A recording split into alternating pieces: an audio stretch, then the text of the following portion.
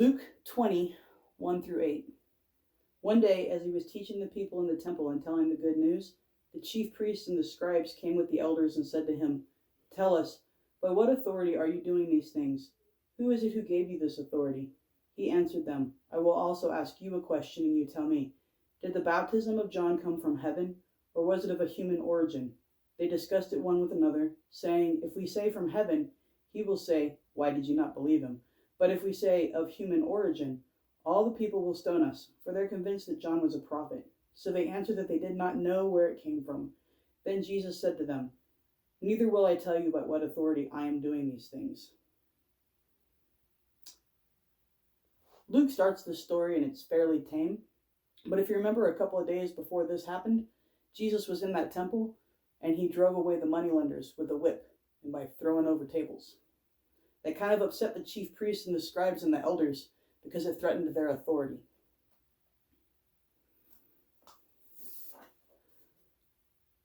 So Jesus was threatening the authority of those in power.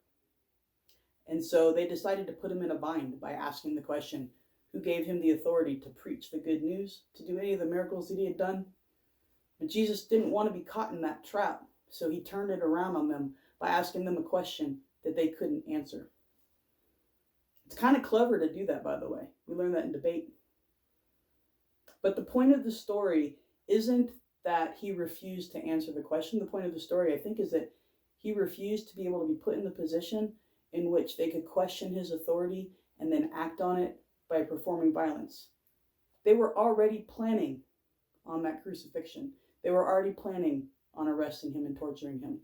They were trying to get him to say the wrong thing, to claim that his power came from heaven, because then they wanted to ask him for proof. What kind of proof? I mean, the devil tempted him and he refused to do that. He's not going to give proof like that. I think the biggest takeaway of this passage is that Jesus was in the temple of God, but his opponents wanted to bombard him with questions, hoping to get him to commit an offense against their power and their religion, because then they would actually be able to make the excuse that killing him was okay.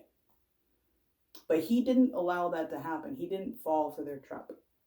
He outwitted the opponents at their own game, and he sent them away because he asked a question they didn't want to answer. He was there to minister. He wasn't there to show proof. He wasn't there to bow to them. He wasn't there to play their game. And he decided not to get caught up in the game. So I think that we need to remember that God's ministry isn't about playing games, isn't about coming up with the wittiest answer. It's just about ministry. It's about love. Peace be with you.